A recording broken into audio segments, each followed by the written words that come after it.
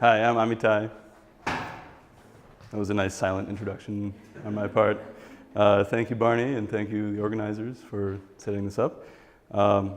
Like Barney mentioned, I'm on a coding tour, is what I'm calling it, where because my wife is originally from Germany, we live in New York. I'm from the middle of the United States, pardon my thick accent. But we're spending the summer in Germany because we have a 1-year-old child and her parents don't travel incredibly well. So we're spending the summer with her family. And I'm on an extended tourist visa, which means I had to go to one of those offices where you file for an extension and get some paper on your... So my wife is a German citizen, my child is a German citizen, I'm not, and we're staying for something like 110 days. So I'm very much on the record as being a tourist, which means I shouldn't earn any money this summer, but I do enjoy making software and learning. And so that's why I announced this coding tour, where any company that will cover the expenses, I would love to visit for a week. And Barney was the first to jump on it. And so even though the main idea was to visit Germany, I've never been here. And I liked Barney, so I said, yes, let's do it. So I'm very happy to be here also, and what we're going to do today is 2 exercises that I invented on the spot at an Agile coach camp, which is a thing that Agile coaches do. Are any of you Agile coaches? Okay. Yes, so safety in numbers, right? Yeah, so an Agile coach, of course, is somebody who, I don't know, it's a variety of things. To me, it's very hands-on. It's about making the software. And what I found in my first Agile coach camp is that of about 55 people who call themselves Agile coaches and come to this camp, about 48 of them, when given the opportunity to say, I am technical, went to the outer edges of the room. Right? And this is not an admission of guilt or saying that they're bad people, and I'm not criticizing or judging them. I am thinking, in my experience as a coach, the most valuable thing that I do is not the advice that I give, it's not the knowledge that I have, it's the behavior that I exhibit. That's the thing that makes a dent, if anything will.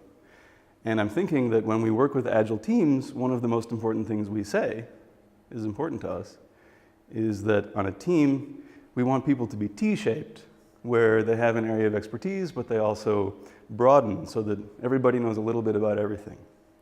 And it makes the work go more smoothly, and it makes the team more like a team. So what if you're the Agile coach who says this, but then don't feel qualified to sit next to a programmer and have a conversation? Because you feel so unqualified, so estranged from the kind of work they do, that you're not willing to. What behavior is that modeling? And how effective is that likely to be? And so I had this insight at the beginning of Coach Camp that of all these people who ran away from I'm technical, if they're interested to know a little bit about what the work is like, I'm not trying to turn them into programmers, we have enough. But I'm trying to make them people who can feel connected to programmers, because we all need that. And ultimately, that's how the work gets better. So these are the 2 exercises we'll do. One of them is going to be TDD for non-programmers, test-driven development. Who's heard of test-driven development? Yes. It's not going to involve code at all. And we'll do about a half hour of that just to get the idea. And then we will do programming. We will solve a standard interview problem that programmers get. We'll do it in a programming language. We will do it with TDD. And we'll do it together. So each person will get to take a turn at the keyboard if they want to. Okay? Yeah? Cool. So let me see if I have some slides. I think I do. Yeah, right. Test-driven development, but without code. Mob programming with code, and then we'll do a little retro.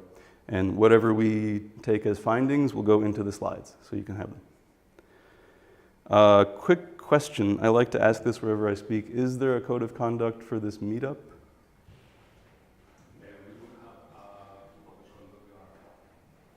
Okay. So I don't have the right answer to whether there should be or shouldn't be. I just like to ask about it. The reason I like to ask about it is I know some people who won't go to meetups or conferences if it doesn't have one, and those are usually people that I can learn the most from. So that's why I ask. Thank you. Okay, so we're going to try test-driven development. For now, I'll sit at the keyboard, and you can just give me the ideas, and we'll put together a story. And so what we'll have on the screen, it'll be not code. It'll be on the left side, we're going to call it tests, but it's things that we want to be true about the story that we're writing, not a user story, just a regular story. And on the right is going to be the code, which is the story that we're writing to make those tests pass. So let me get us started.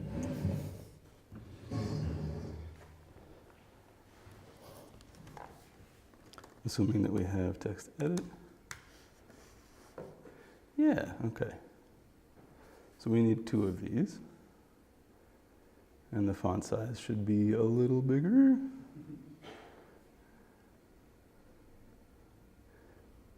And we'll take about half that way.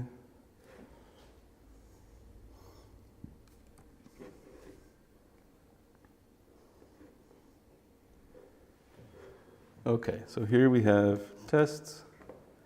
Here we have code. Could even be a little bigger, you know?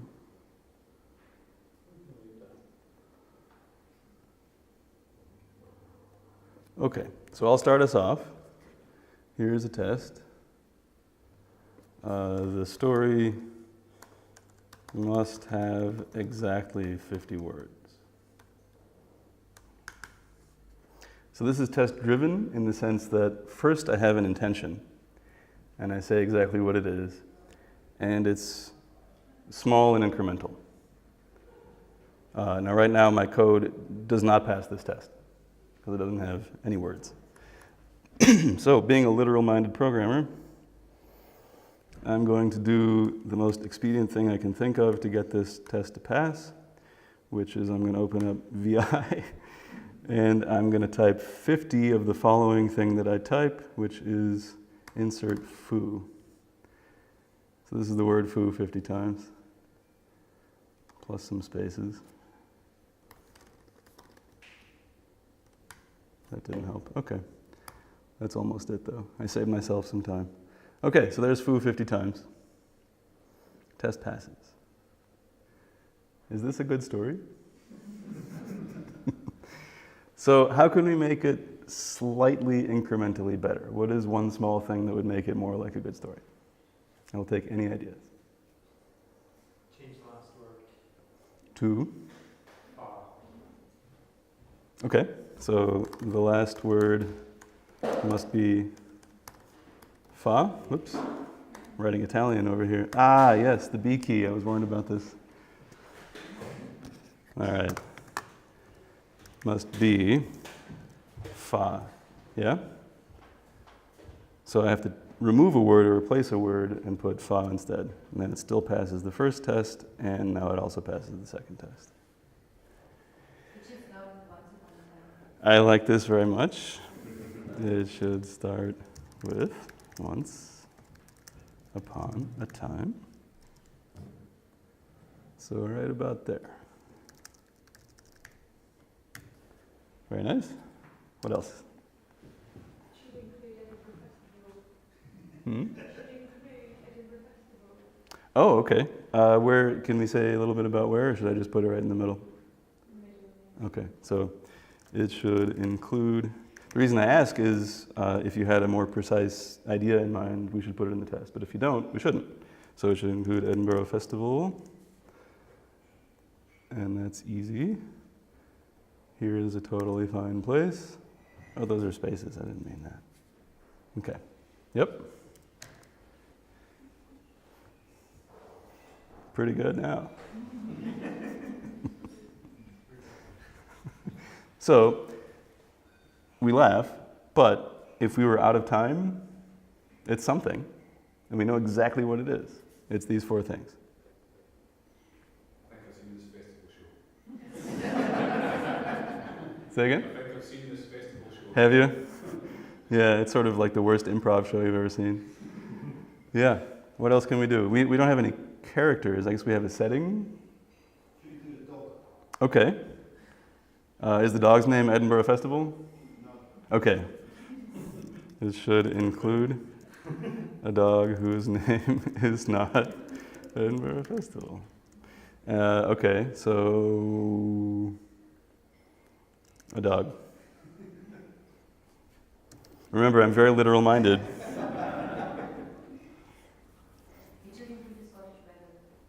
Okay, what should I do about that? You mean really? Yeah, yeah. Have the word drich. I'm gonna need some help there. The word. D-R-I-C-H. Uh-huh.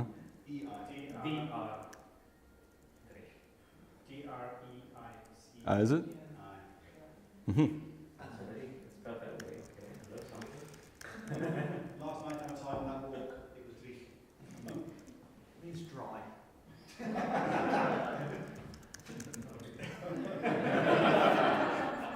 Is it moist or something like that? It's the opposite of dry. Yeah. Okay. It's wet. Okay. He refers to the light ray that we get here. Very loud. Can't keep The anything English going. equivalent you might understand is a drench. Sure, I do understand that. So I'm noticing as we go that we're putting words and phrases in, but we're going to run out of words pretty soon. And if we don't think about how we use a dog or what we do with the Edinburgh Festival, we're going to be in trouble if we have a lot more tests. The dog Right. should visit the Edinburgh Festival. Say again? The dog should visit the The dog should visit the Edinburgh Festival. So maybe we could just say, let's figure out how many words it is. A dog visited the Edinburgh Festival. And that's 1, 2, 3, 4, 5, 6. You haven't been to the test yet. Right. That's a good point. So actually, I'm allowed to do what I'm doing now, even though there isn't a test, because this is what refactoring is about. Right. So we could get very specific about every ingredient of the story and only put it in when we've written a test. But we might find that we've overspecified it a little bit. We know that there are some rules about what makes language hang together and a story hang together that maybe we don't have to write tests for because we all have it implicitly. It's just the things we're worried about screwing up. Like if we leave foo this many times, we probably screwed up. But so what's important to get explicitly are the things that if we don't have them, it's not a good story. And in this case, we don't have to add more tests. We can look at what we have, which passes the test, but we're not as happy about it as we might be, right? And this is where refactoring comes in. In TDD, there's a cycle, which is called red, green, refactor. And the red is what we did at the beginning when we made a test before there was anything going on, and then it's what we did this time, where we say what we wish would happen next, what we wish would be true about our system next. Green is do something expedient, as you saw me do, to make it so. And then, this is the important part of the loop, is we have a moment to think, it's true, but is it true in a way that we are happy with? That's where refactoring comes in. So all of these tests are true, but are they true in a way that we're happy with? I'm not, that's why I was asking the question. So we have the idea to use the dog in a slightly more effective way than I chose to, and likewise this. And this is exactly equivalent to refactoring. Assuming that I change this and all the tests still pass, then it was refactoring. So let's do that. We have 6 new words. It still will make the dog pass. It will handle the Edinburgh Festival. And if I get the word count right, we're in good shape. So this is 6 words. I will replace these 6 words. Those spaces again. Now we have some duplication, but that's okay. I've got an idea Mm. for kind of junction point, possibly in testing, Yeah. which is choice. It must be a naturalistic story, or it can be a non-naturalistic story. Sure, so this would be a little more like the acceptance test driven development of what's the mood, what are the illities of the story that we want to make true. Is there a feeling we want people to have at the end, right? This is where you're going with it? Yeah, so maybe that's a good idea, is to establish what is our intention with this story?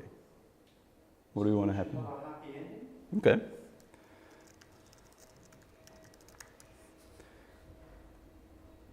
Moving on, a happy ending. Here's what I'm going to do. I'm going to make some room here. I figure if I drag, then the word count is preserved.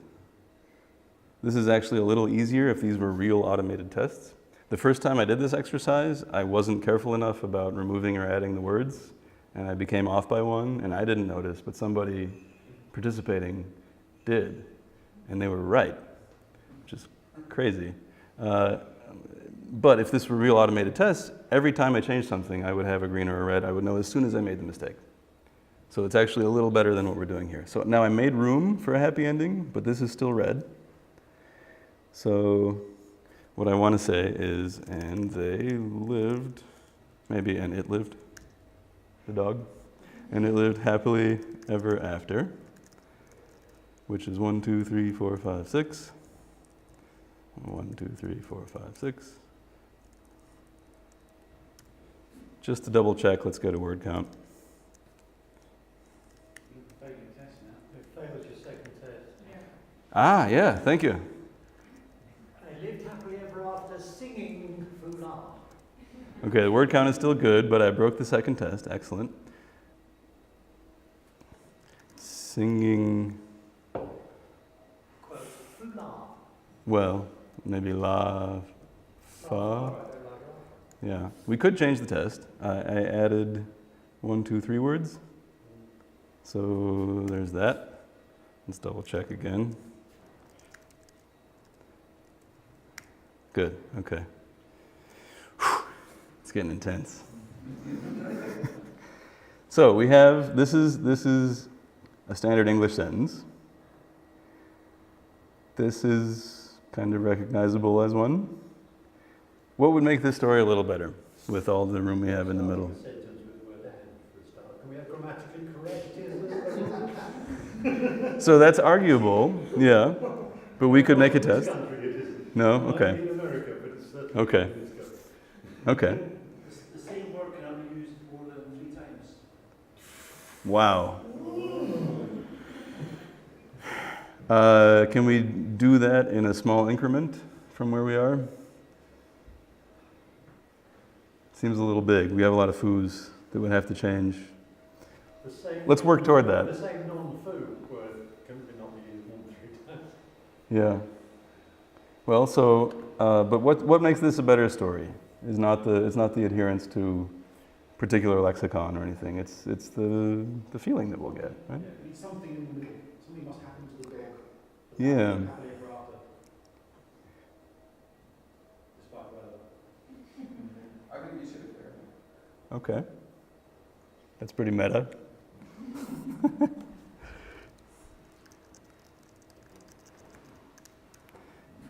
How shall I make that test pass?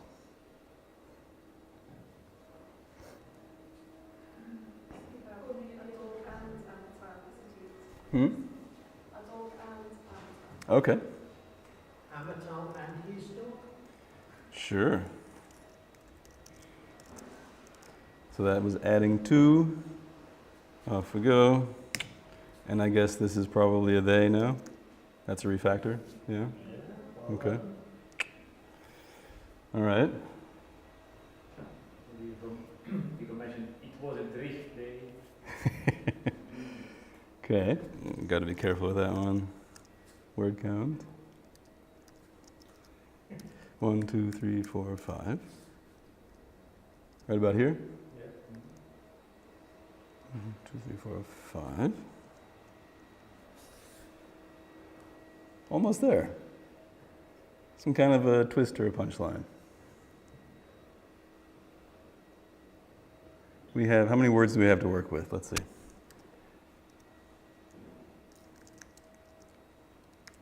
24, that's half the story. There's so much room for creativity here. You need to start singing. You have to start singing because the end on singing. So how did they start singing? They heard a choir. Mm-hmm. The reading so they read to a book.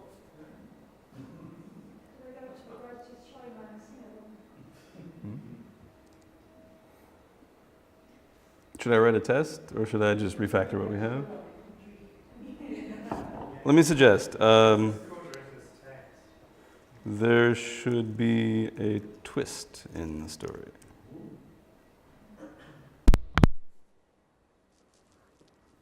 How can we have one?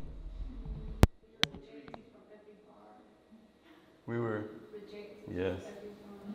Okay. But somehow we lived happily ever after. So there must be a twist.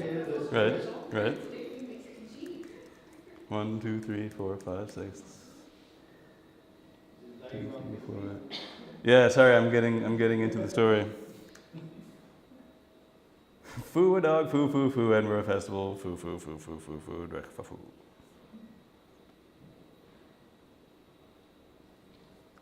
So how did we manage to live happily ever after, especially with my dog singing? I do have a dog. I would put that past him. But it's a story. How does it happen? Until they sang a great folk song in a great folk bar. Until they sang a Greek folk song? Great. A great. Great folk song. No, I think Greek sounds way better. And it's a very In a In a great folk bar. Great In folk front of bar. the barn maybe because they 2, have 3, been 4, 5, Oh, yeah, 6, 7, come 8, in. 9, 10, 11, 12. Ah, yeah. Yeah. 1, 2, 3, 4, 5, 6, 7, 8, 9, 10, 11, 12, 13, 14. This is so 14 more. Minus 1, 2, 3, 4, 5, 6, 7, 8, 9, 10, 11, 12, 13, 14. We are almost there. We could try and sneak this one in, see if anybody notices.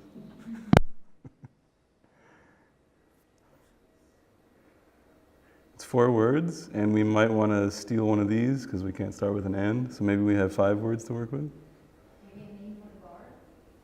A bar name and then Mm-hmm. Uh-huh. The landlord invited them in. I think so. Let's get a check. That'll do with a comma rather than a full stop and a T. Okay. We do have the words right. A comma where? There. Replace Right the here? full stop with a comma. Replace the This T one? with a lowercase t. Okay. In America, I would say that's not grammatical, but I understand. We're pushing the limit Okay. here, but better than Yes. a capital A brand. Here we are. So, what's that? Minimum viable sentence. Yeah.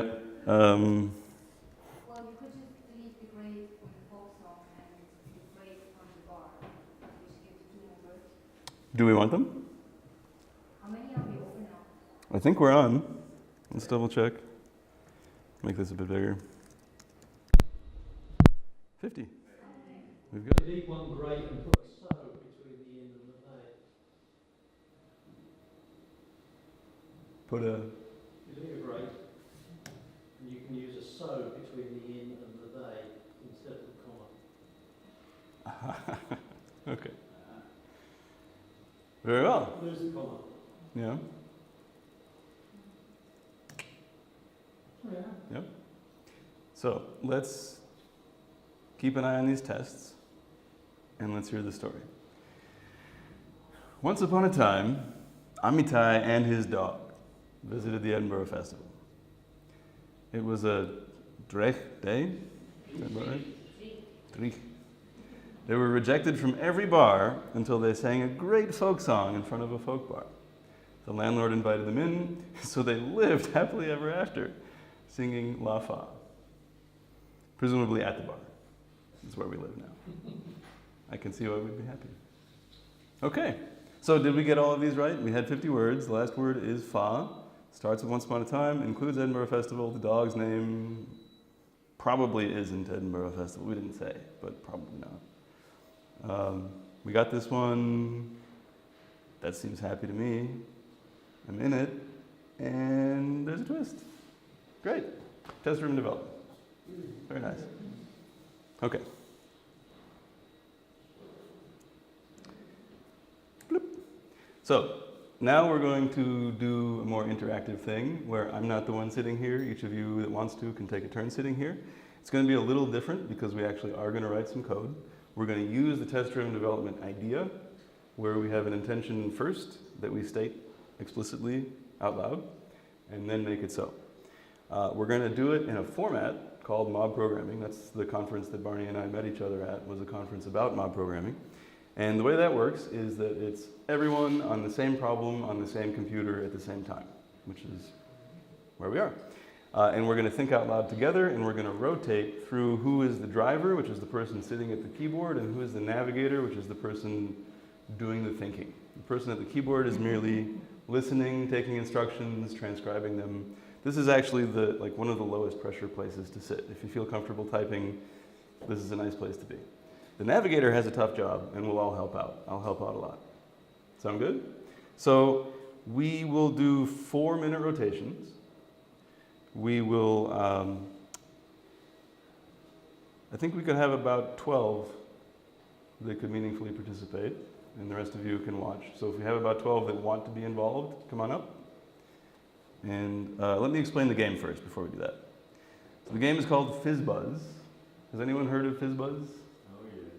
Yeah, programmers will have heard of Fizzbuzz because it is a notorious job interview question. It is apparently also a children's game in the United States of America, where I am from. I do not recall playing this game. Was it? That may have been a better version of it. Yeah, we could try that one later. But so the idea is we're counting, but we don't always say the number. So 1 we say 1, 2 we say 2, 3 because it is an even multiple of the number 3, we don't say it. We say fizz. So 1, 2, 3, nope. 1, 2, fizz, 4, and then 5 is the one, multiples of 5 are buzz. So 1, 2, tell you what. Let's write a program to do this for us. Exactly. Exactly. So we have a starter project here. Can make it slightly bigger. That's good. Good. Yeah. And then I think there's an example here somewhere in the instructions. Yeah, sample output. So let's get a little warmed up here. Let's just go around the room, counting in order. 1. Very good. 4. Yep. Buzz. Buzz. Yep. Fizz. Yep. 7, 8. Mm-hmm. Buzz. Okay, we got the idea. So it would be much better if we could get a computer to do this for us. I don't know why, but it would be. If we could count up to 100 and make sure that we followed all these rules and never got it wrong because we test drove our way to the answer. So that's what we're going to do. So I will take 12 volunteers who would like to be involved. Yes, come on up. Yeah.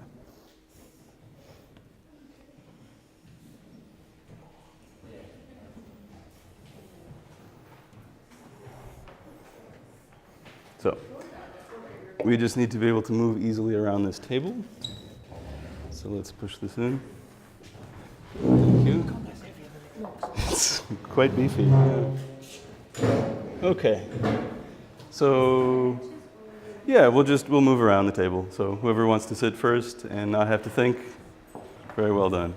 Yes. And if you feel like volunteering, you can come up at any time. I'll just hang out over here. That's good. Yeah. So what we are looking at is the programming language Python. Has anyone seen this one before or heard of it at least? Yeah? Python. I believe it's named for Monty Python, if I'm not mistaken. I would like it to be in any case. Yeah. Yes. And this example is kind of a reference to The Hitchhiker's Guide to the Galaxy. I didn't write it. This is actually the template that this problem came with on the site. The site we're using is called Cyber Dojo. You can use pretty much any programming language, any test framework, and it has a zillion programming exercises. You can choose any combination of them. I picked Python, Fizzbuzz, and I don't know, some easy unit test framework. But it's all there online. You don't need anything installed. You just go. So first things first, the thing that we're going to do the most is run the tests. And so there are 2 ways to do that. One is clicking on it, and the other is to type Option T. Type Option T. Aha. You have learned well from a literal-minded programmer, but that is not what I meant. Backspace to where we were a minute ago, please. And I mean press the Option key Option key. in conjunction with the T key. Yes. Hoist by my own petard. Yes. Okay, so this is what a failing test looks like. This is what it would have looked like when we made a new assertion about our story and didn't make it true yet. So it's red. We can see by the color at the top of the screen it's red. And we can see there's an F here instead of what would be a T, and then we see some scary looking stuff here which we would prefer not to see, and if it was a green test we wouldn't see it. What this is saying is specifically what is not true, that we wished was true. We wished that we got a 42, but what we actually got was a 54. So if you've read The Hitchhiker's Guide to the Galaxy, this is a familiar joke, and if you haven't, it's just a weird number thing. Anyway, so let's go back to the test. The way we do that is to click on the left side. We have a file listing.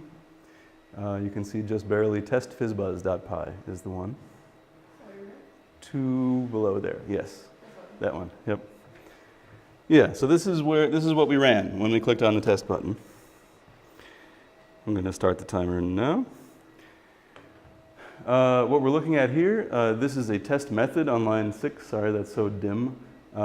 And what we're saying is we are wishing that it was so that when we ask Fizzbuzz for the answer, it's 42.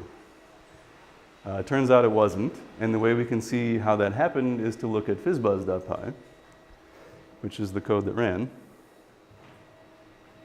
So when we asked it for an answer, it returned 6 times 9, which is not going to be 42. It is going to be 54, and that is what we actually got. So we can see how that happened. We can see how it's not true. We could make the test pass if we change the 9 to a 7. Right? I believe that's what happens in the book also. And then run tests again, which is Option T. Huh, that's a cool feature. I don't know it. Maybe escape would help. Or clicking off. Yeah, you got it. Hey! So, green is really green. This is kind of a picture of our progress over time.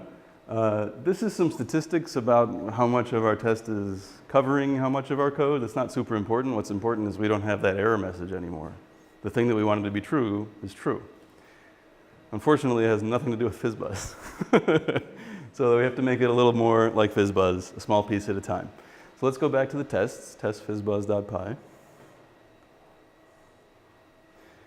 Yeah, and this is where we're going to do a little test driving. We're going to imagine the question that we wish we could ask of Fizzbuzz, which I think is not exactly going to be answer. It's going to be an answer given something. In this case, we didn't give it anything. The parentheses are totally empty. There's nothing in there. But in this case, we want to know what to do for a 1. We want to know what to do for a 2. We want to know what to do for a 3. We want to know what to do for anything. And so it needs to be able to receive that as an input so that it can decide what the output should be. So I think what we wish this test did instead is where it says answer with nothing in there, I'm curious to know what it would say if we had a 1 in there. Yeah. So type of 1. And if it helps, this is also a keyboard. And then for 42, I believe according to the rules of Fizzbuzz, it should not be 42. What should it be instead? For the number 1? It should be 1. Yes. You're getting ahead of us. We're going to need that in a minute. Yeah. So when we put in a 1, according to the rules of Fizzbuzz, it should say 1. That's what we wish for. Now we have expressed that wish. Does this make sense so far? Yeah. Okay, so run the tests. Option T. Close bracket after the first one in the line. Do you? Aha. We have an error. I think it's a different one from what you're seeing. Go back to output for a second. It's just below where you are. Yeah, so what's important when we get an error is to see exactly what it says, because we can waste a lot of time. I did this yesterday, not reading the error message and guessing what it really means. You save a lot of time if you think about what it says. So what it is actually saying is our function called answer that used to have nothing in it, we put something in it, and it's not expecting that. It's expecting, it had two things given to it, but it's only expecting one. It's a little weird because it looked like it had 0, but I understand what's going on, I'll help. So go back to fizzbuzz.py, the program itself. And now let's rotate, thank you. So we can go either this way or that way. We'll just go around the table. Sure, yeah. Okay, thanks very much. Next 4 minutes, go. So right now what we have, we can talk more about it later, but what's going on here has to do with objects and classes and object-oriented programming. Let's not worry about that yet. We can come back to why the word class is here and why the word self is here and why it was talking about 2 parameters when there was just 1. We'll come back to it. For now, after the word self on line 3, but before the parenthesis, just in there, put a comma and a space and say number, the word number. Now this method is expecting to receive something and it's going to be called number.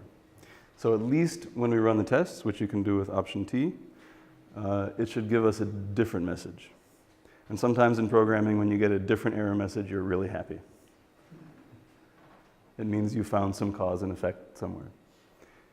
Yeah, so we got a different error message. It's not complaining about a type error, it's complaining about an assertion error because we actually were able to run this.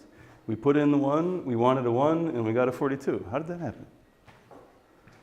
Let's look at fizzbuzz.py.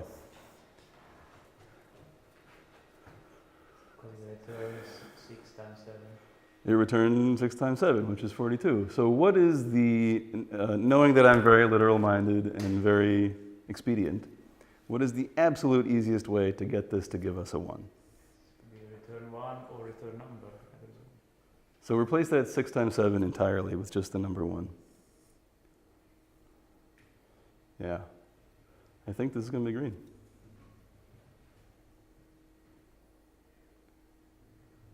It's a complicated program. Yeah, cool. So again, this is like very early in that story where we had a few tests, but it wasn't a good story yet. You wouldn't want to ship it yet.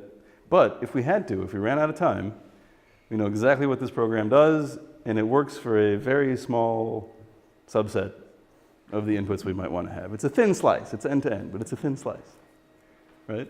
So let's keep going. Let's see if we can handle it too. Go to test Fizzbuzz, because we want to write a test first. So we want to go to testfizzbuzz.py, which is 2 files below. Yeah, exactly. And we want to add a new test. So let's go back to there. You could just copy lines 6 and 7 and paste them, and then we'll change the copy a little bit.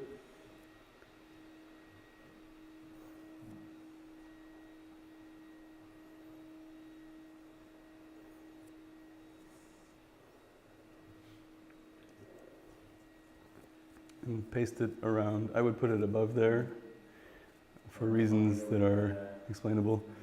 Just shortly after that. Yeah, I would put it on line 9 or so that the tests will be next to each other. That helps us as people know where to look, and it winds up helping Python know where to look also. Yeah, so right now we have an exact copy. If we run this right now, it would be interesting. Let's run it right now. So option T.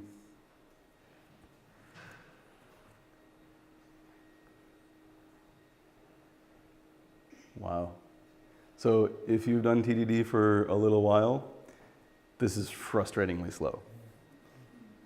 I expect in a TDD cycle that I can snap my fingers and know whether I made it worse or not. Probably there are too many lines of code. Could be. We might have to really boil this down. I'm not sure why it's so slow. So what I think is going to happen, as long as we have time to think about it. Oh, wow. That's what happened. Try again, I guess. Okay, next person can try again. Thank you.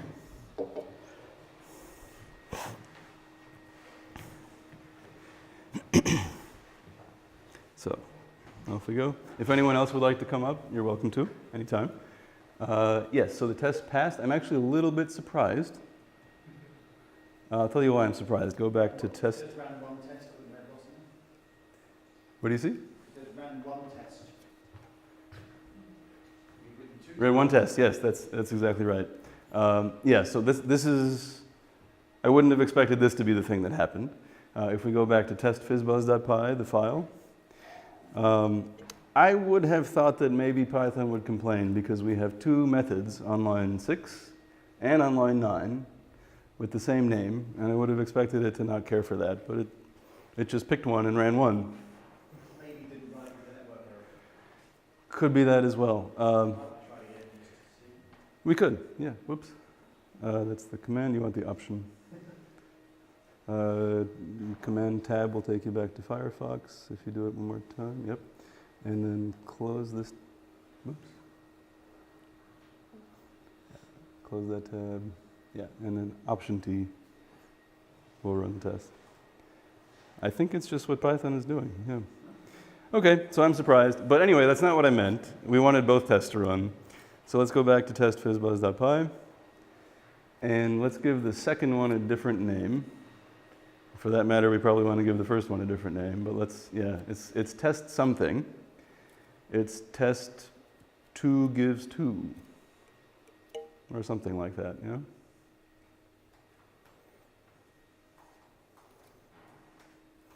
And then on the next line, when we put in a 1, we should put in a 2. And when we expect a 1, we should expect a 2, exactly. So this, I would hope, would run both of them, and the new one is red, right? Let's find out. So this is really what programming is like, is grabbing onto the thread of cause and effect and never letting it go. It's really like that. Having a model in my head of what I expect to happen and checking it small and frequently to make sure before it gets out of hand. So here we are. Yeah, we ran 2 tests, which is great because we wrote 2 tests. And the second one, we thought that we should get a 2, but we got a 1. So let's look at that code in fizzbuzz.py. Seems like whatever we pass in as a number doesn't really matter, right? We just always return 1. So we could do that. Let's do that. Oh yeah, the B key doesn't work on that keyboard. This one it does. Yeah. This is 2 exercises in 1. Yeah, so that I think would pass both of them. That's my theory. And it does. Very nice. Cool. So let's write another test. This one's going to be a little trickier. So copy lines 9 and 10 and paste them just below.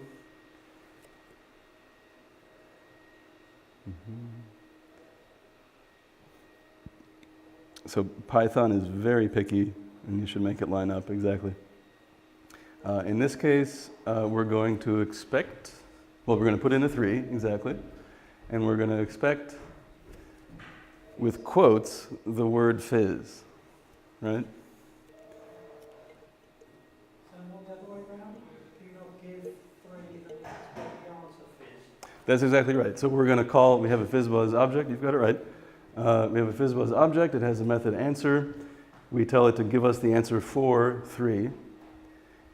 And then the thing we want that to be is fizz. Yeah. So just undo a couple times. You had it right the first time. Yeah. Yeah. Yeah. And then we'll rotate. How is this so far? Yeah? Anyone stuck on anything? We can pause and talk for a minute. Just the syntax of the code. Yeah. I don't know Python super well either. Sometimes I'm looking things up. So, yeah. The important thing is if the test fails when it should and passes when it should, it must be right. Yeah. So, okay, let's rotate. Thank you.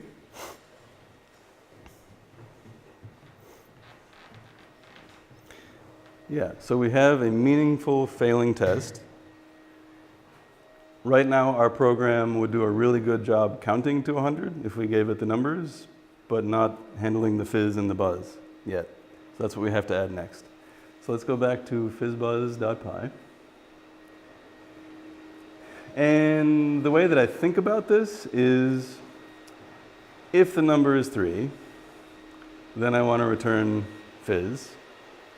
Otherwise, do what's already being done, right? So it turns out that's exactly how you say it in Python. So in between line 3 and 4, I would call that line 3.5 as a shorthand. Yeah, and press tab one time. Type if in lowercase and a space.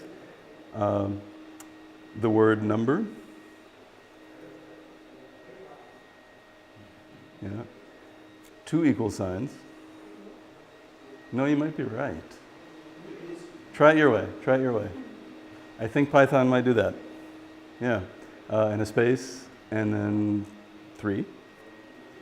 And you have to have a colon because Python requires it. That's a semicolon. Yeah. Oops.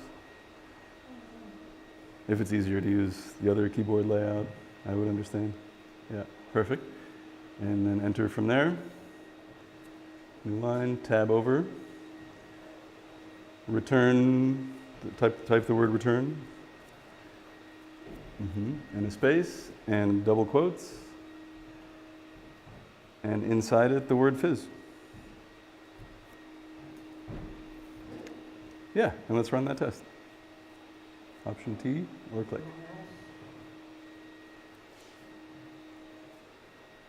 How does it go? Unbelievably slow. Aha! We were really close. So what happened here is we wanted a capital F and we got a lowercase f. And so it's showing us the side by side. So actually, we could choose, is the code right and we should fix the test, or is the text right and we should fix the code? My reading, if we go back to instructions, it looks capitalized to me, so I think the test is right. That would make our requirement true. So let's make that a capital F, exactly. Should be green according to my theory of the world. Yes. Okay, I keep my theory. Nice. So let's take one more test. What would be the next interesting thing to test? We could test 4. Does anybody have any doubt what happens with the number 4? If so, we can test it. If you don't worry about 4 at all, if it's very clear to you what's going to happen to 4, then it is not worth testing. If we're not worried, this is what Kent Beck says. He says, test until you're bored. So 4 might be boring. For me, I think it would be boring because if we look at fizzbuzz.py, the other file, this one, yeah, we will do that, just a second. If we look at this one and the 4 comes in, I think I know what's going to happen. This code isn't complicated enough for me to be unsure. It's not 3, so return 4. Okay, I'm not worried about 4. So then I guess 5 would be the next interesting one. So let's write that test that you were thinking of. So test. Oh yeah. Sure. You are right. Yeah. Actually, we are in a little bit of danger right now. Let's delete the new lines before we go anywhere because we made a mistake in our previous step. So we shouldn't take another step yet. Yeah. Thank you. Rotate. Anyone else? It's fun, right? Are you having a good time? Typing at the keyboard? Yeah? Ish? Okay, thank you. Very nice. So the mistake that we made is the one that we found earlier. We named these 2 methods the same, and so only one of them is getting run. And so what we really meant is to say for that one, so it must have skipped this one. Yeah.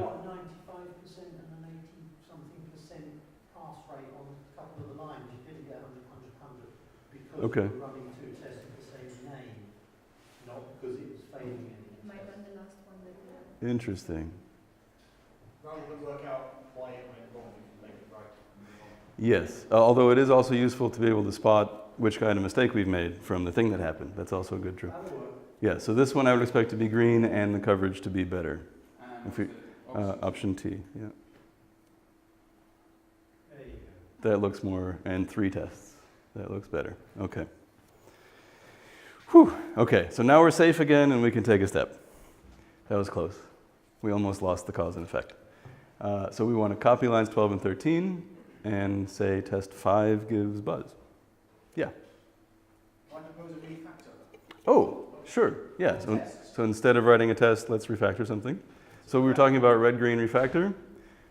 When we are green, which we were just before we added these lines, then we're allowed to change anything we want. And if it's still green, it must be good. So let's take out the 2 new lines and let's work with the green that we have. So Barney, what's your idea? Small one, but Yep. the first test is called test life inverse and everything, but actually it tests that 1 gives 1. It might be nice if that had a more meaningful name. Sure, yeah. And we do have a pattern about the names we could follow. Mhm. I hope that still passes. Me too. Me too.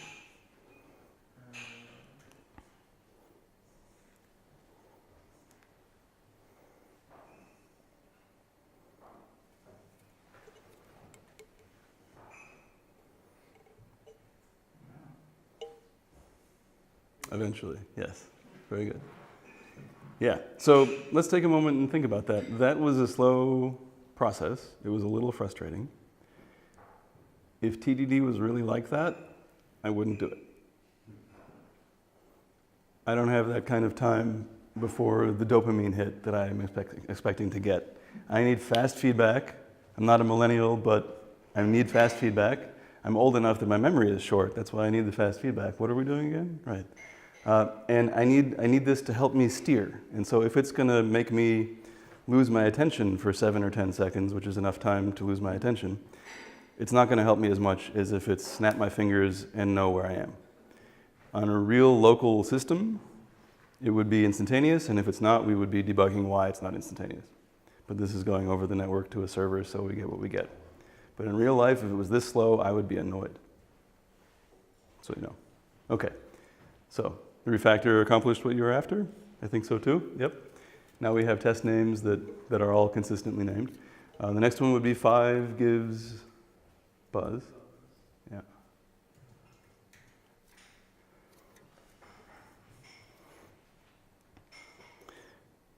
And we're writing this test because we're pretty sure this won't be correct yet. But we want to force it to be. We want to make our program do this. This is our next intention. So I would expect this to be read. And it's important to make sure that a test is read when you expect it to be. Otherwise, what is it? Good. We don't have this yet. It should be read. Let's go back to Fizzbuzz. Very good. Rotate.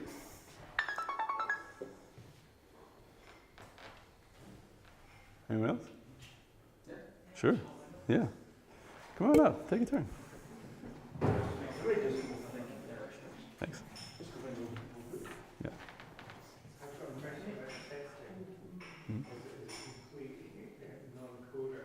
Yeah. So this is testing all occurrences of 3 and 5. It's not testing Yeah, absolutely. the magnitude. It's testing occurrences between 1 and 100 of the numbers 3 and 5. So far, we haven't done anything with 1 to 100. We've only asked 4 specific questions. Go back to testfizzbuzz.py. So this is only a test for a very small part. Yeah, exactly. These are very, very small parts. We haven't begun to solve the counting problem yet. We'll do that at the end just to tie it together. Right now, we only know 4 things. 1, 2, fizz, all buzz. Right, we know exactly 4 things, which is that we know what happens when we ask it for a 1, we know what happens when we ask it for a 2, we feel pretty confident about 4, so we didn't write a test. We know what happens for 3, and we know what doesn't happen for 5. And that's all we know. That's it. Does that make sense? It shouldn't be fizz, but won't be. Yeah. Mm-hmm. We haven't tested that yet. Yeah. And 35 was Bill's test. Almost certain. Oh, yeah. Yeah. Mhm. Right, so it's not. I think you're testing we're not testing any multiples, we're just testing No, I'm specific. Right. trying to understand the coding language. And, Mm-hmm. yeah. The absolute, it's only absolute numbers, not modular. It's the absolute. Yes. Mm-hmm. So right now we're 9 and 12 will not work yet. Yeah, we're thinking of the next small thing that should be true about this program, making it be true, and then thinking about if there's anything left. So far, there's something left. Yeah. This is an interesting question that the kids ask, because we're not going to write tests for every single number because there are too many. Right. We are going to stop us. Right. Right. Yes. But so far, we don't have confidence. We don't think 6 would pass, for example. But at some point, we're going to get to a stage where we think, well, we've tried all we can think of. We've tried 1,000,000,001, and that passes. At some point, you stop and you go, this test coverage we're now confident does give us confidence that every number will be right if we try it. But you might be wrong. We have to stop testing it somewhere. Yeah. Yeah, that's exactly right. It comes back to production line testing on matches. How do you know that the match that you've just produced is going to work? Yeah. Mhm. Stick. But now it won't, yeah. Yep. Your coverage is going to be appropriate. Yeah, so we're going for, there isn't 100% confidence in software, but we're going for enough. And the way we're doing it, this is what makes it test-driven development, is we're doing a tiny piece at a time until we feel like that must be all of it. Let's see what happens, right? So, the failing test we had was for 5, we wanted to get buzz, but we got 5, right? Is that what happened? So how can we get 5? Who has an idea? Start the timer. Yeah. Okay. So same as... Yeah, they both work apart from the big Mhm.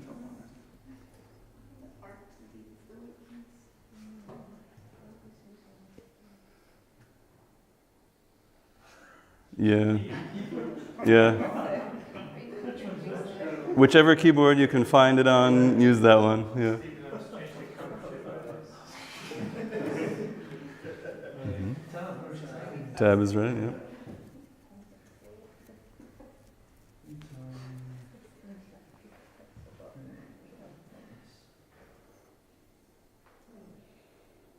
What is that? Yeah. That seems likely to work. Repetition, Is it? Yeah, just Option T and it'll tell you if it's good or bad. It's good. Okay. Yeah. So again, if we had to stop now, because our deadline had been reached, we handle a significant subset of the integers below 10. Pretty good. Yeah. Okay, so we can look at the test, we can look at the code. We're green, we can refactor if we see an opportunity for that. I would suggest 6 is going to make our code a lot more interesting. We should go for it. Yeah? Okay. So test, I guess if you copy lines 12 and 13, it'll be a little easier because 6 is also going to give fizz, right? So it's going to be kind of like that one. Command. Command copy, is it? Yeah, Command C. Yeah. Put it down here.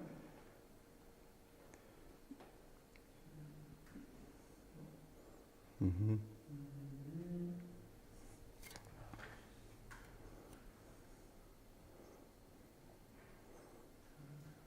Also, to be clear, this is no programmer's idea of a high-speed development environment.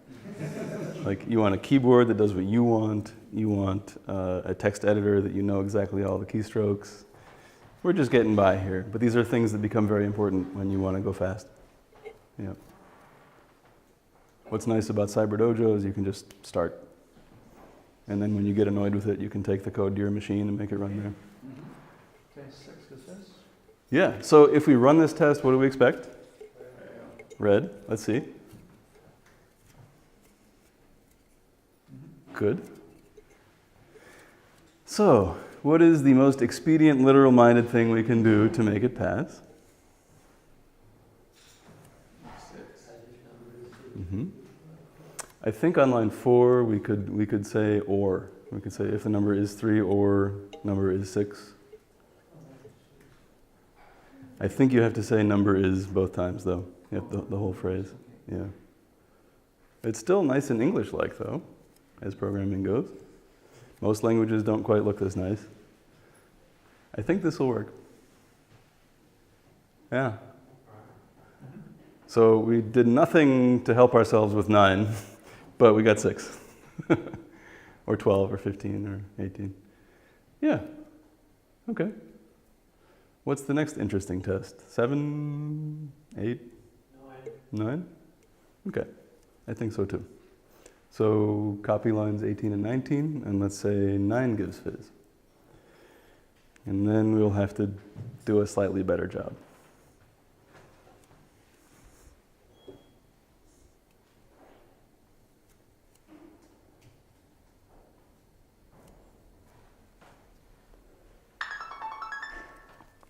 Okie dokie. Rotate. Thank you. Who's next? Or if anyone up here wants to go again, you're more than welcome. Yeah. Or if somebody wants to tell me what to do. That sound like a good idea? Okay, I'll take a turn. These yours? Oh, yeah. Thanks. So real more programming, you guys are now programmers and you have to tell them what to do. Oh. Yep. So we should name it test 9 gives this. And we should make sure that's 9. Excellent. It's like you've done this before. And we should test it to see if we get a red or a green. Mm-hmm. So we failed, which is what we expected. So we should go to our code to see what we can change to kill that. So there's a simple solution. There are 2 simple solutions. We could put another line in that says if 9, or we could put in or we can try and work out something clever with the language that says multiple of 3 or something like that. But Mm-hmm. yeah, Yeah. Modulo 3 is 0. is that the Mhm. language? What is it? Modulo 3 is 0. Modulo 3. Mhm. So if number is modulo 3. If number, modulo 3 is 0. I'll just, So if it's divided by 3 equals, okay. 3 is 0. and instead of that. And can you do is instead of a double? Ah, yeah, I think so. That's my programmer habit following me around. Yeah, let's try that. Cool. So the What was that? is the Python equivalent of So mod. percent, I think. So it's percentage. Yeah. Oh, Can you explain what this is doing? Because you had the idea and it's right. Well, it divides the number by 3 and sees how much rest is left after the division. Uh-huh. And if it's 0, then it's divisible by 3. So it's not regular division where we look at the answer, it's where we look at what's left over Yeah. after the answer. Mm-hmm. Remainder. Yeah. Mm-hmm. Modular division. So the Mhm. percent sign is the equivalent of modulus in Python then. This is right. Yeah, let me just write a couple examples as a comment. Yeah, but that, the percent sign is the So- equivalent of modulus. Oh yeah, I see what, yeah. sorry. 7 divided by 2 is, I don't know, 7 halves. 7 modular division of 2 is 1, because 2 goes 3 times, leaving 1, right? So this is an example of what it looks like. Or 6 divided by 3 is 2, and 6 modular divided by 3 is 0, because 3 goes in exactly twice, so there's nothing left over. So these are some examples. So that's what we did, yeah. Okay. What should I do next? 2 for 5. Like this one?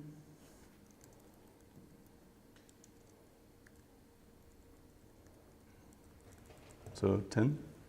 Yeah.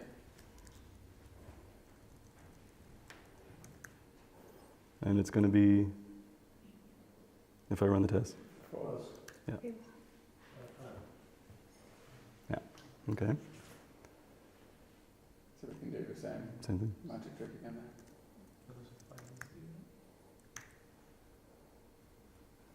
Cool. Great. We're getting to where we almost cover all the cases, right? Yeah, okay. What should I do next? 15, yeah. Okay. Fizzbuzz. Do I hear 12? 15. Okay.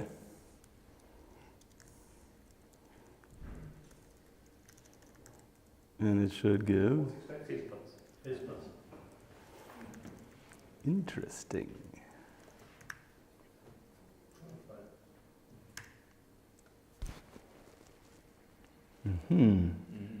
We have part of the answer.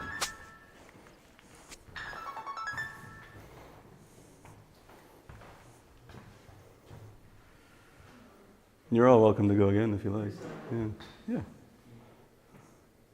want to start again? Yeah. So something we would do in a proper mob as a team working on a real business problem is we would have a mob timer that has the names in the same order so we don't have to think about it every time. And you see your name come up, it's your turn, and switch. Yep. Okay. So what happened Just so we know what went wrong here. We didn't get 15. We didn't get, I don't know, no answer. We got some of the answer. We got fizz. So how did that happen, and what do we want to have happen instead? I think so, yeah. Look at fizzbuzz.py. Yeah, on line 4 is what you're looking at, right? The first thing that we check is if it's a multiple, and it is. And so when we see this return statement on line 5, we're out of there. So we never see line 6. And if we did, that would be also a little bit strange. We wouldn't get the whole answer that way either. So what's something easy we can do about 15? On line 4, we should check if it's modular 15. We sure could. 15, maybe. We sure could. Easiest thing would be 15. Yeah, okay. So, The question in my mind yeah. is, because this is different to the high-level languages that I've used, Mm-hmm. the high-level language I would use, it would do test 1 and return fizz, and then it would do the next line and return buzz, because there's something within Python is you've done the if number modulus 3, don't bother, somewhere it's not doing the next bit of code, which I'm reading that, expect it to do. So remind me, Something in yeah. Python that is unusual to the coding I'm used to seeing. When we finish solving the problem, I'll refactor to I think what you're saying, and we can compare the solutions and see if we like it one way or the other. Remind me when we solve it. But it's something to do with Python that's not behaving It's how very common in C#, C++, Yeah. JavaScript, Java. Yeah, but I think I know what you're getting at, and we can try it that way once we get it done. Yeah. So something expedient to get 15. Colon at the end of fizz, and then it will then also do the second query?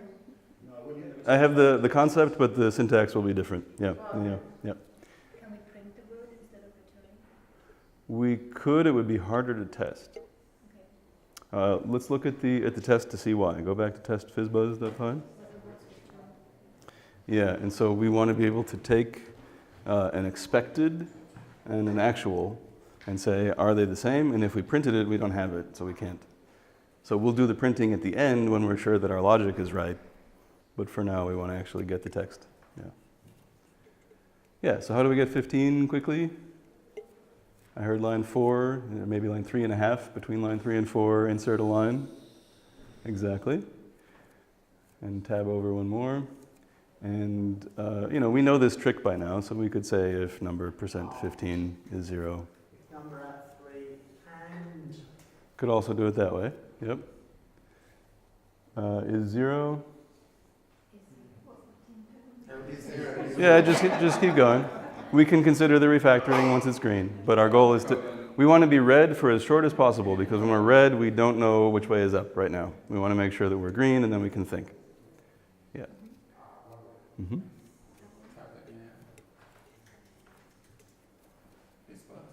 Yeah.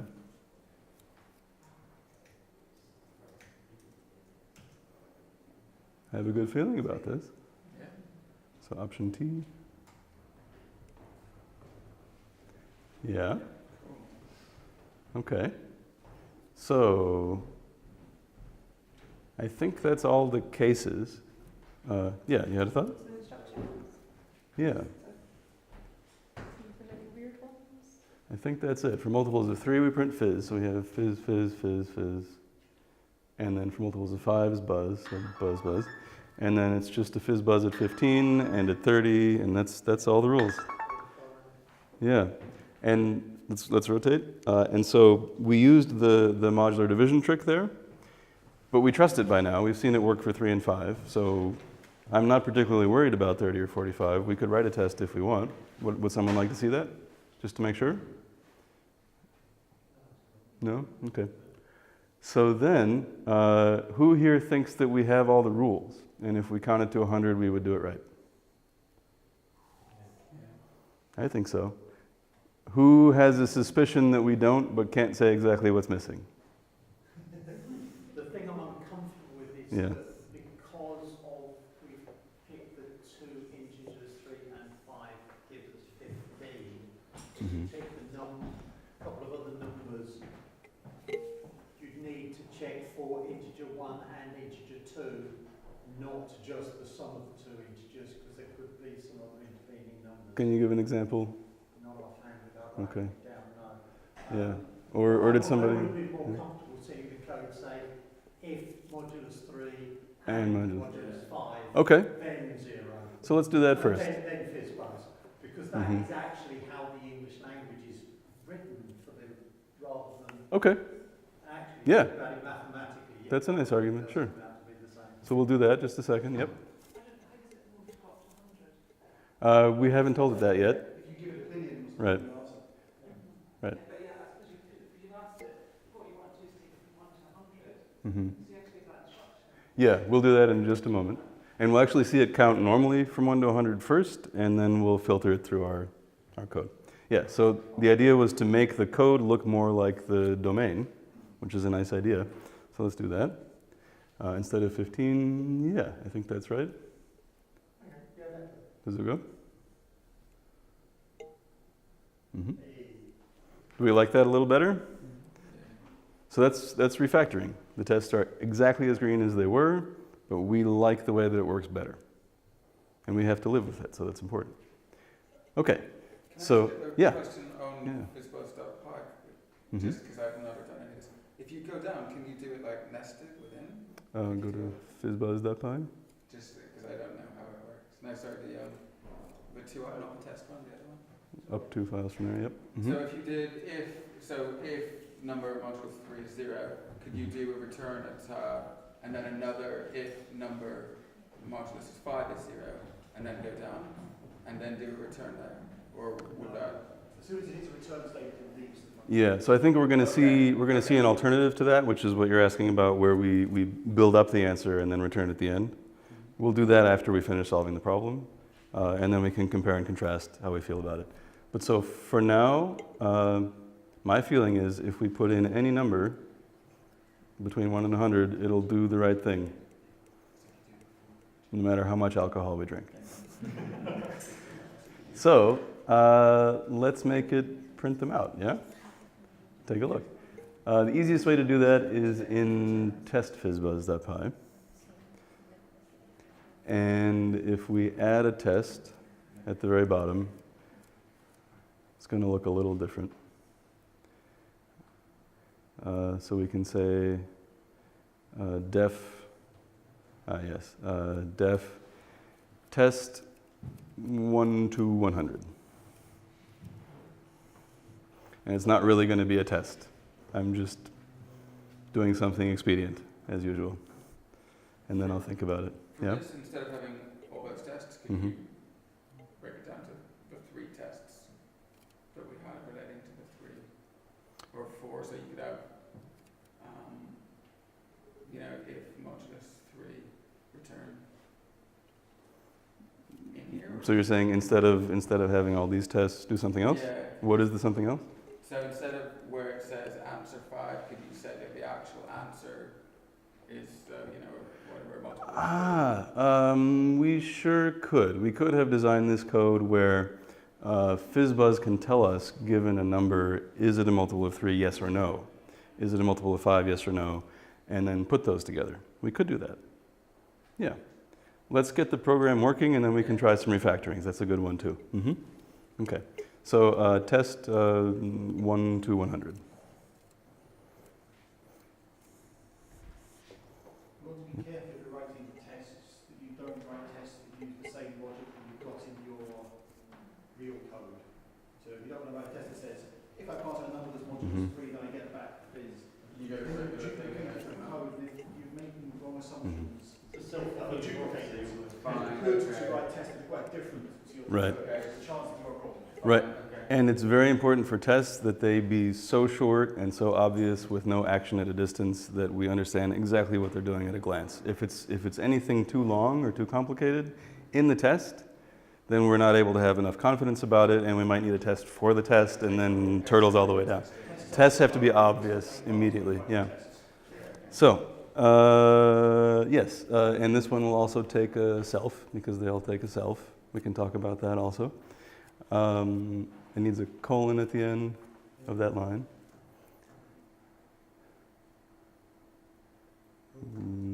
Yep. Okay, rotate. We are close. It's getting good. Thank you. So again, this is not really going to be a test. It's just that I have figured out that if I call something test and put it in this file, it'll run, and I'm expedient right now. So we're going to put it here. We're going to see it run, and then we'll think if it's good. So what we want to do here is, gosh, anybody know some Python? We might have to do some Googling.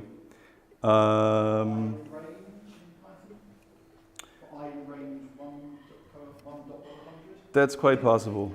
Let's try that. Talk us through it. 4, Whoops. I, in, range, This looks right. open brackets. That's a bit directly out of the range. Ah, okay, no space. Mm-hmm. 1,100. This sounds potentially correct, yeah. Yeah. And then probably a colon. Right.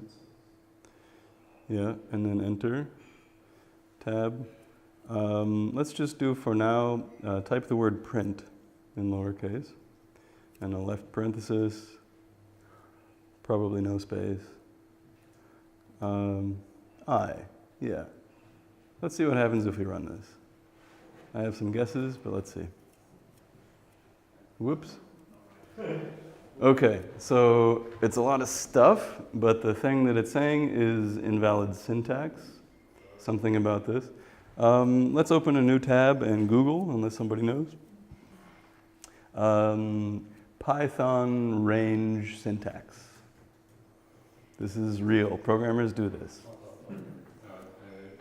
Yeah, take the first one. Looks good. Yeah. You got it? Can we get an example? Yeah, there you go, comma. Ah, okay, okay. So in the test, instead of the 2 dots, test Fizzbuzz, 1 comma 100. Okay, maybe that's Perl that has the dots. It looks familiar, yeah. Okay, so just scroll all the way down. Let's make sure we started at 1. Do we end at 100? This is common in programming to have an off by 1 error. Yes, we have an off by 1 error. We did not count to 100, we counted to 99. So I guess range includes the first number but excludes the last number. So let's change the test to 1 to 101. Mm-hmm.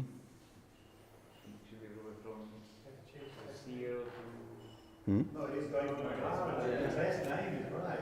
Yes, and let's make sure this time that it really did go to 100.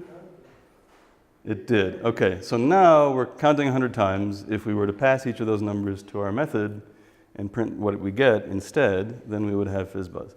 So where it says I on line 32, instead of printing I, we're going to print something else.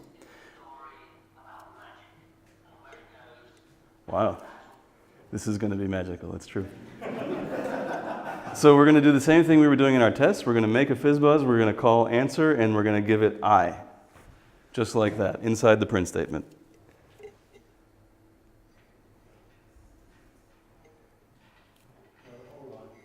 Just that part. And instead of 15, I.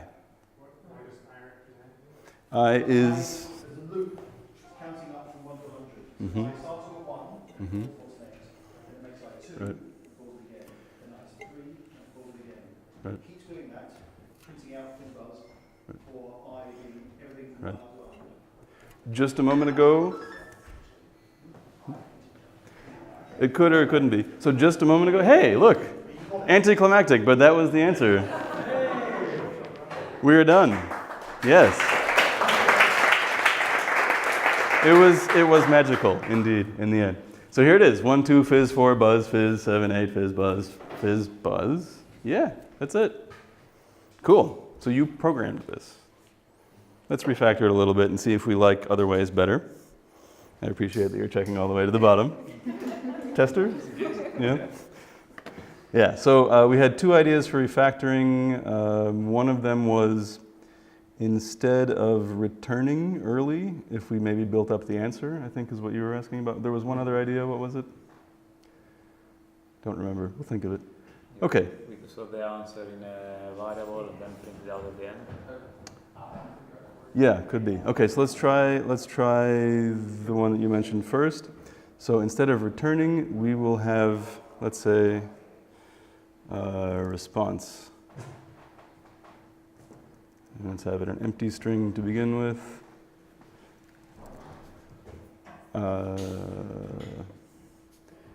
I'm just going to change the idea here. So if it's, instead of doing it this way,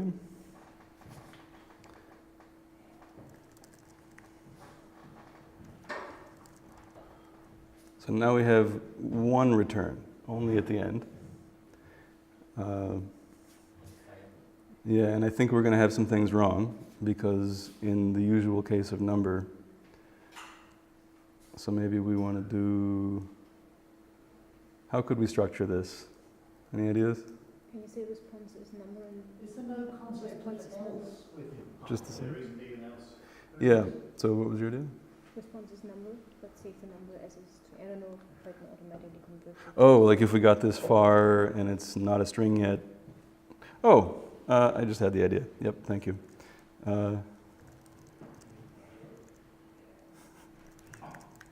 Whoops, I have to type it right. There you go. Just return number. That might work.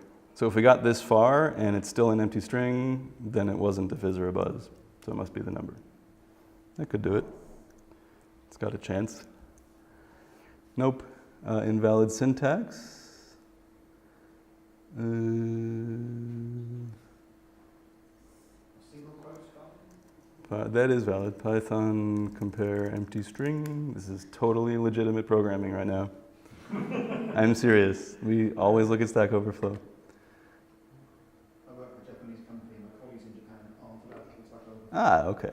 They aren't allowed to look at Stack Overflow. Double equal sign. Okay.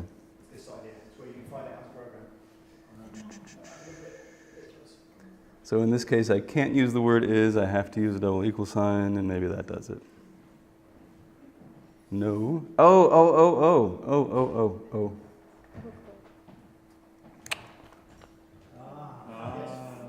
Good old Python. Probably got the is back. We'll see. Yep. Okay, so this is better. Looks also correct. The other test passed anyway, right? They did. Let's see if I can go back to the nice word is here and be just as good. This is the nice thing about tests. You can try stuff and see if it's better or not. Seems so. It's good. Cool. Just as good. So this is a differently shaped method where, let me make it a little clearer. And maybe that's a good one too. Yeah, what the hell. Okay, so we're given a number, and we're going to assume that we're responding with something other than the number. To begin with, empty. If the number is a multiple of 3, then we add the word fizz to our empty response, so now it's just the word fizz. If it's also a multiple of 5, or if that didn't happen, we add the word buzz. That works in both the 5 case and the 15 case. It just makes the string longer as we go, if it needs to. And then if we got this far and it's still an empty string, then it must just be the number, and that's what we should give as a response. So do we like this one better? Well, I did put some empty lines. I think it's about the same. Maybe it's a little longer. But what are you trying to optimize for? Are you trying to write Right. short code, or are you trying to write code that people can understand? Right. Yeah, so for the computer, it's probably the same difference. This might actually be a little, yeah? The compiler to actually run, or the code to actually run. Mm-hmm. Yeah, I mean, if we were concerned about performance, we could test that. Not with tools that we have right now very easily, but we could. But in general, with programming, you're not worried about performance most of the time. You're worried about the human performance. The people that have to be able to change this code and the things that are needed from it that the people who do it can do it. So really, this is a question of taste for us as the people who would maintain this code. Do we understand it better? Do we feel more confident about it this way or the other way? If they're the same, then it's not worth arguing about. But if it's the same to the computer, and we know that it is because the test results are the same, then it is totally up to us how we do it. That's what refactoring is about. Yeah. So a common extension to this is Fizzbuzz woof, where if it's a multiple of 7, then it should have woof appended to it. Mm-hmm. With this code, it's very, very easy to add that. Mm-hmm. You copy the 5 1 and place it on 7. With the previous code, we had some sort of special cases for 15. We'd have to start getting special cases for multiples of 3 and 7 and 5 of 7 and 3 and 5 and 7. Becomes much more complicated. We've made the code a bit longer, but much easier to maintain. Scalable. It's scalable, yes, there I got an agile term. So I'm going to add that feature real quick.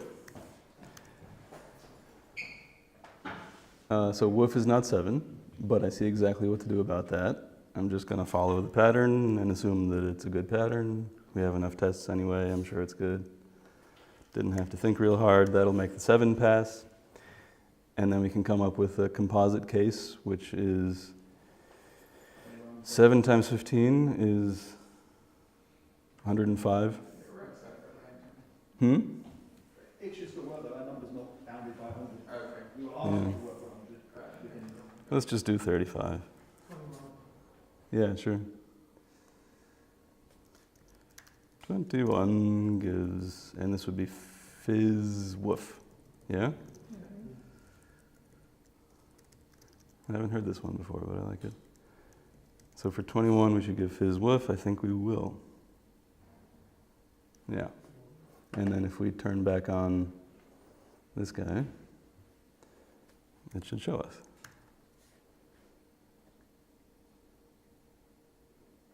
There's woof. Yeah. If we went up to 5. so something Yeah. should get a Fizzbuzz woof at the very end. Exactly. Yeah.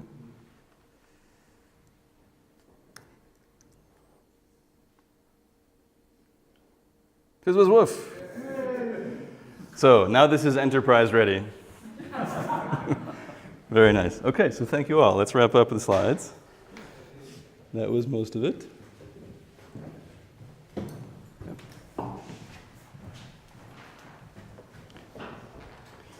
Very, very nice.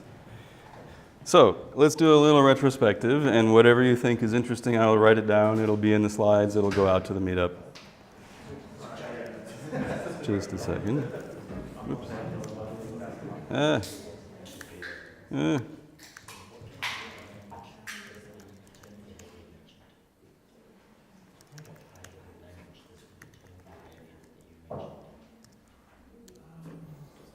Okay.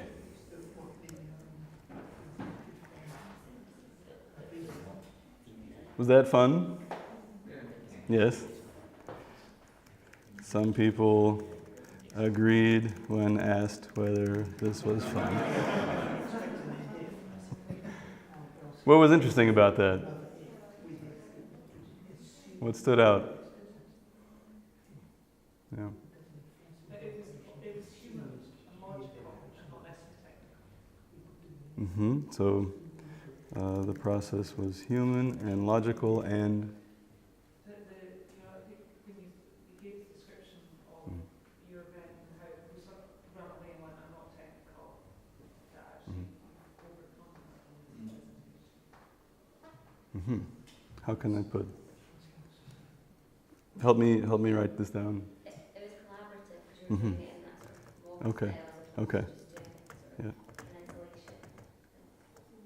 Nice. Oops. Do we agree? Is anybody not sure that's true? That was a bit of a Okay. From the beginning or parts of it as we went? Or okay. So some people thought it made sense. We can talk more about what you're confused about. Happy to. Yes. Were you saying you thought it was going to be scary people as well? Oh yeah. Was it? Oh, yeah. I think that's a fair point because people are, I think what people are very put off by this and quite close to it. So I think it just the fearful of the technical element of it. Mm-hmm. Because it's just that definition that you hear lots of people say, oh yeah, but I'm not technical. Mm-hmm. Mm-hmm. I'm happy to hear that because I'm trying to break those barriers down. Yeah. Mm-hmm. I thought the story exercise at the beginning was a really helpful way to Uh-huh. do that. Well,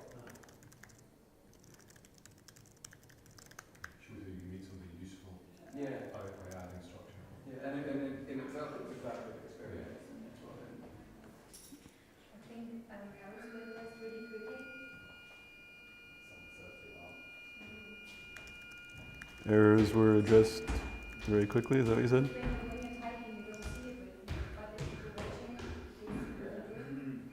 Mm-hmm. It's the same thing if you're doing something, you don't get the bigger picture, but a little bit further away, they see if there's an error, they're more focused on. Mm-hmm. So because of the way we were checking rapidly, is it or? Because of the people. Okay. But it was a sort of rotational piece, I think, and taking turns and letting other people check to see where.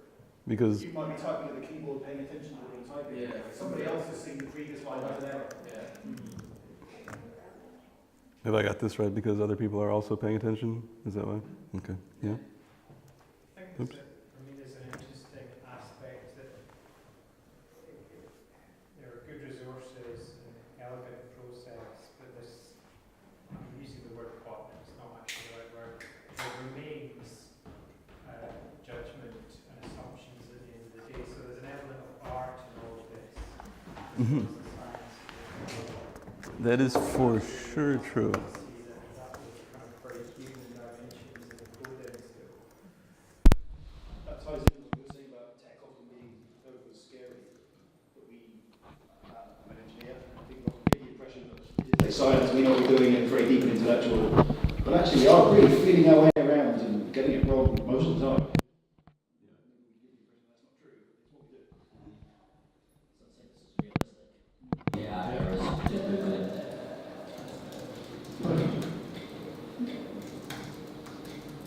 Take tips and Stack Overflow while you're friend.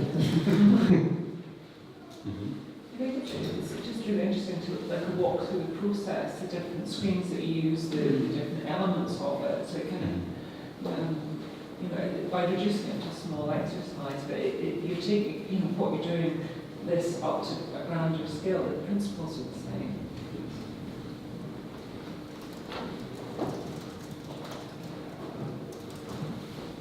I like that you illustrated points as you're going along. So you brought in the fact about writing maintainable code, Mm-hmm. and you quite nicely brought in that little example. It was quite realistic.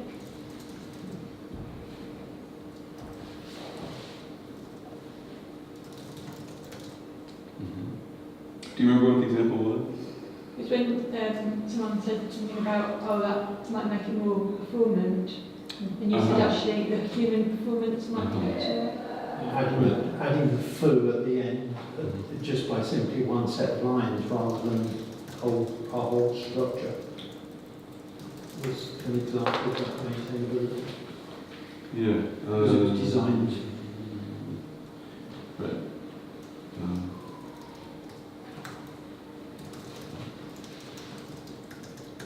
Let's say every now and then we think about the machine and make trade-offs for it, but most of the time we don't. I thought you catered for different learning styles, because some people like to get hands-on, others are more reflective, and put the exercise around for that.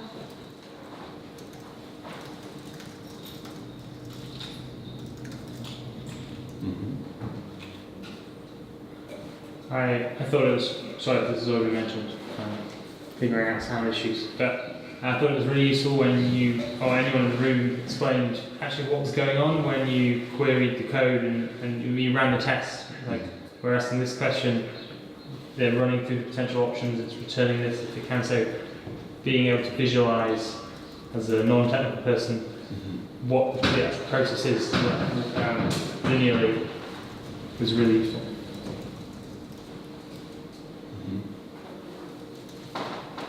Or chronologically. Have I got the idea right? Or not quite? Yeah, just yeah. That makes sense. I like that you're using the same process for the retrospective.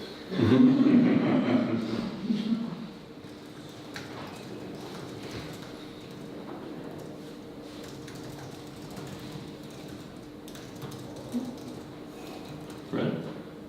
Yeah. I quite liked how you tied it in with, it was a small example of vertical slicing. We made a small piece of functionality go fully from end to end. We didn't solve the complete problem, but we did solve a bit of the problem, and that is a key agile skill.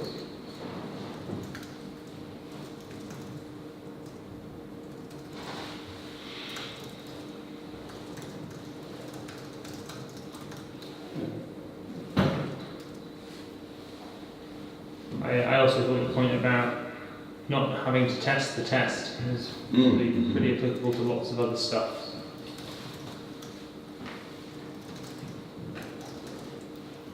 You're amazed at how many people write very, very complicated tests, which you then have to debug in their own right.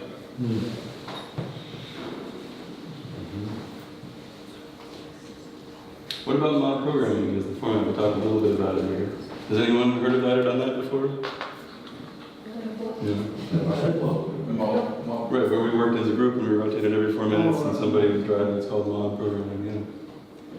So Barney, you've done some of that. You want to say a little bit what it's like in a real business context? Yeah, so we work full-time mobbing, have a team of 5 people. We're set up not far off this, with a big telly and one computer that one person stands up and works at. We rotate every, we rotate every 2 to 3 minutes, something like that, through the timer. We work in half-hour cycles, with a quick break every half hour and get back into it. And we collaboratively solve the work that we're doing. We face the problem, we discuss it as we're going. One person's typing, they are not the programmer, everyone else tells them what to do. They don't think by themselves, so for those 3 minutes you just do what you're told. Sorry? Are you stopping the timer when you're solving a problem? Because there might be problems coming up in between? No, we did it running, because we have a break every half hour just to make sure we're not overrunning. But yeah, we'll obviously have 2 big whiteboards in our area, and we'll be sketching on those as we go, because software is not really about typing in a keyboard. That's not the hard bit. That's really quite easy. The hard bit is thinking and working out what to type in. No, that's what I meant when you change every 2 to 3 minutes to do some typing. Yeah, we move away from the keyboard. We keep the timer running, but we move away from the computer to the whiteboards and discuss things, sketch them out. Once you've got a group of you doing that sort of thing naturally, or the next person in naturally knows it's their position to come in, and the next person moves on. Well, the time tells when who's next, so it's very much so. So do you habitually use this for all your programming? That's how you play programming, not at all. So mob programming is derived from pair programming, you could say. Pair programming usually we think of as one person is doing most of the thinking and typing, and another person who's maybe more senior is doing more of the observing and judging and yawning sometimes, and just trying really hard to pay attention. And this is one style of pairing, but there are many, and one person who had heard of pairing but never seen it guessed what it must be like and came up with a totally different style, which is that the person at the keyboard is not thinking, they're receiving instructions, and we're practicing saying our ideas out loud and understanding them. And so he came up with this idea, which is now called strong style pairing, and mob programming is just add a few more people, and then rotate. And is there like a sweet spot for the number of people in that team? Almost certainly. Yeah, probably. Probably not 30, but I've heard sometimes 15 is okay. 5 is really nice. 7 is really nice. Like whatever you hear for a scrum team, the heuristic that's often the right size. The heuristic that we use is how many people can have a single conversation. So if you're in a restaurant or a pub and there's maybe 10 of you, it's almost certain you won't have a single conversation. You'll have 2, 3, maybe 4 conversations with 10 people. With 5 people, you can probably have a single conversation. So we find that with 5 people, we can maintain a single conversation, and that's good. We're all discussing the same thing. What we don't want to happen is some people over here are talking about one thing and somebody about something else, because that conversation gets lost. Has anyone empirically tested the efficacy of mob programming against, say, peer programming? It's being done at the moment, isn't it? Don't Did know. you meet the guy at the conference? Who was doing There was that? at the conference we were at in Boston, there was a PhD student from Oxford. And there's lots of research into pair programming, which shows that it's good, but very little in mob programming. So he's doing his PhD thesis on the efficacy of mob programming. What tips would you have for like acquired members of like the development team? So What tips would you have for acquired members of the development team? What if you saw someone who's really quiet and so trying So when I first started mobbing, I was trying to solve the technical problems I had with my team. what I discovered was those went away that I was faced with a lot of social problems. Suddenly you have everyone working together very closely, so personal hygiene was suddenly an important thing which it hadn't been before. One person talking a lot, which I do, is suddenly a problem. I don't want to dominate the conversation. People who are silent is also a problem. They're not contributing. Maybe they're learning, but it'd be good to know if they are. So yes, there are a lot of social problems. It's all about social interaction. Yeah, one thing that happens with a mob is whatever team dynamics you have, a spotlight is now shining on it. So if you have people that don't get along well, you're going to see that some more. If you have people that don't feel comfortable participating, you'll see that some more. To me, this is general with anything that I do, but if somebody does not want to be part of it, they should not be part of it. You're always coming back to the old team skills. You need somebody who's the chairman who will bring in the silent and calm down the one that's taking over control. You need the company worker, all that sort of resource investigator type, different skill sets. Not only just good programmers, but also good team players in a mix within the team as well. So would you have someone playing your role there, which is more of a facilitator, so somebody who would observe the behaviours and coach out the answers from the party members? Yeah, so what we did here was a little bit not like mob programming because I have all the answers and that's not what a real team does, although I didn't, we had to Google for some things. But with a real mob, you have a real rotation of the roles that the person that was just driving or the person that's about to drive does the navigating. Of course, the team helps with their stuff, but we stick to those, and the person who's doing the talking changes. Yeah.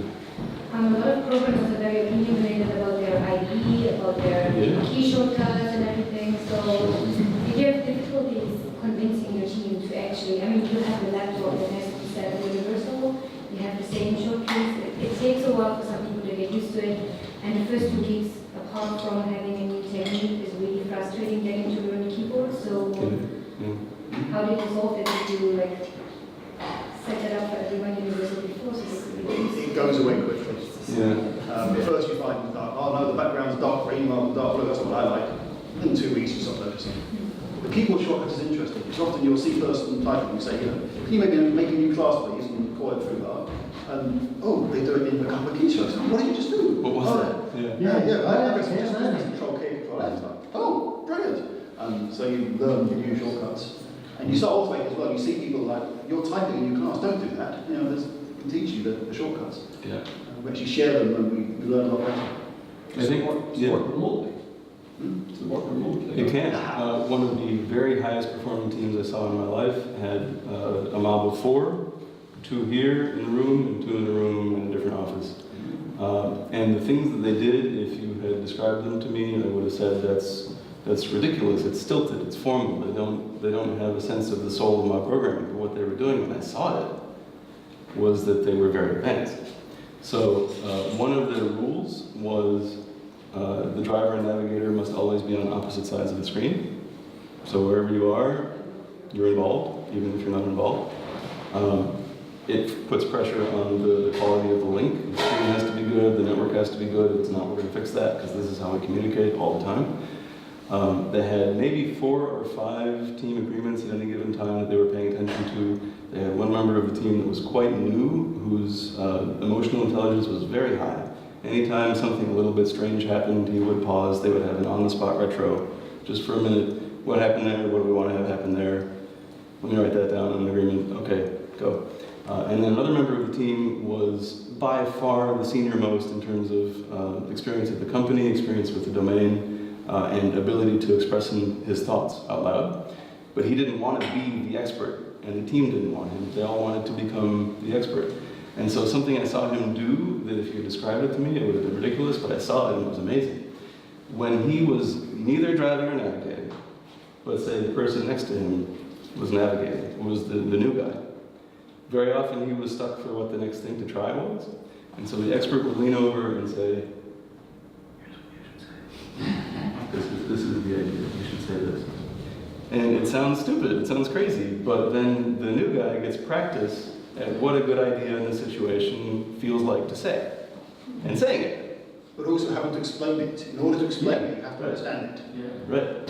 Something like telling the answer, but for you to repeat it, You've got to actually maintain it. And so this is a key principle of mob programming. One of the reasons that it works well when it works well is that for an idea to get into the computer, it has to go out of a brain, through a mouth, into some ears, be understood or not understood, and then tweaked until it is understood. And then it goes into the computer and everybody heard it. Everybody saw it. We all know what's going on here. So this is one of the things that mob programming can do. So there is an element of intellectual thought going on in the person who's sitting at the keyboard. Because I'm thinking, actually what you want is probably within that team, one person who is a touch typist who is extremely good at typing, that has no actual programming skills whatsoever. They are just the listener and they type exactly what they are told to type and they don't think, because all the rest of the coders around them just tell them what to think. But what you're actually now saying is possibly there is a little bit of intellectual thought going on in the ear, between the ears and the fingers. If only because 4 minutes from now somebody else is going to be typing. Yeah, but also... If you actually had and I'm thinking back as a business manager now, a lowly paid typist at the keyboard who can type very quickly compared to well-paid programmers, you've actually you've taken 20% out of your costs of a 5 or 6 man team, but you've actually got somebody who can type very quickly rather than the tippy-tappy backspace 5 keys, got to lift the eye out, back to type again. You can actually get somebody typing much quicker. I think I disagree because when we're at the computer driving, we what's called a smart input device. We get given high-level instructions, like, can you maybe just break this glass in half? It's a bit too big, move those functions there. Like, yes, I can. True, I'm done. Yeah, and I can then do that because I'm a programmer. I've been given some instructions that I understand because I'm a programmer. These are high-level instructions that another programmer can give to me. So we can talk at that very high level. Yeah. And that typist would learn programming, whether they're meant to or not. They would become a contributor to the team. And this is the point also, you speak, so for example, if you're using a language that I don't know, in a tool that I don't know, then I'm going to say, what's the keystroke for that? Tell me how to type it. But once we're all familiar with the same settings and configuration, you can say, make me a class with a 3-argument constructor, and I know what you mean, and I can do it. So we build up levels of abstraction as we go. Yeah. Just ask, are there any types of work that aren't well suited to mob programming? Sure. If it's really, really, really simple and the risk is really low, then it's a waste to have the whole team. Presumably they can get the context about that quickly once it's been solved. Mob programming is the most valuable, I would say, on the opposite of that, when nobody would want that alone assigned to them. When maybe nobody really knows what the right answer looks like, or maybe when we're pretty sure we're going to have to get some people in the room to ask them questions. Then mob programming is a great fit. You know? Did you come to the talk on Kinevin a couple of months back? No. So there's a framework by Dave Snowden that breaks up all problems into different categories. There's simple and obvious problems, complicated ones, complex ones, and chaotic ones. And as software engineers, we're involved in all of these. So simple and obvious ones is writing a little script that just moves some files around. More than that would be a waste. Anyone can do it, it's really obvious what the answer is, there's no learning to be gained from it. One person can just go and do it. But most of what we do, creating products, this is not simple, it's not obvious, it's often not complicated, it's complex. We're creating things for people to use. It's not obvious how they're going to use them. It's not obvious how the software we create is going to work with our end users. It requires creative intellectual thought. That's well suited to mobbing. Yeah, we have to jump in now and draw lines. I think that's been really helpful, especially in any Green Agile event when you reach Kinevin. It's especially at the end of the day, it's time to draw the line. So, thank you very much, Amitai. Just a few more slides. Oh, more slides. Okay, I'm going to have to edit this down a tiny bit, but there they are. There are references here, so we have results from the first time I did this and a recent time that I managed coaching him. I met someone recently who did this exercise themselves and they gave their findings to the TDD for non-programmers. There's a detailed write-up if you wanted to facilitate this yourself. This was somebody who attended when I did this the first time. Mob programming, if you're interested in the mechanics of that, there's a book on LeanPub that you can have for free or a price if you want to pay. And that explains how to get started doing this kind of teamwork. And then a post about why this is important to me, although we talked about that just now. And then I mentioned I'm on a coding tour, and this is a link that will tell you all about that. So we'll put these slides in the meetup. I have a tiny podcast. It is really 180 seconds or less. And somebody gave me this feedback, and I'm getting chills looking at it again. The idea is, Agile isn't a set of dance steps. It's not things you do. It might be things you believe. So this podcast is, for me, about what has to be true in your head and in your heart for it to work. And it's just my personal opinion. So I picked 2 episodes that I think are relevant to what we did today. One of them is about mobbing, and one of them is about caring for each other. Yeah. And then there's a book, which is the essays, because it is just some essays that I'm performing. And you can have that at the lowest price LeanPub will let me set with this coupon, so check that out in the slides. And I have a mailing list, so if you want to get my stuff, you're welcome to. My parents like this mailing list. And that's it. Programming for non-programmers. Thank you.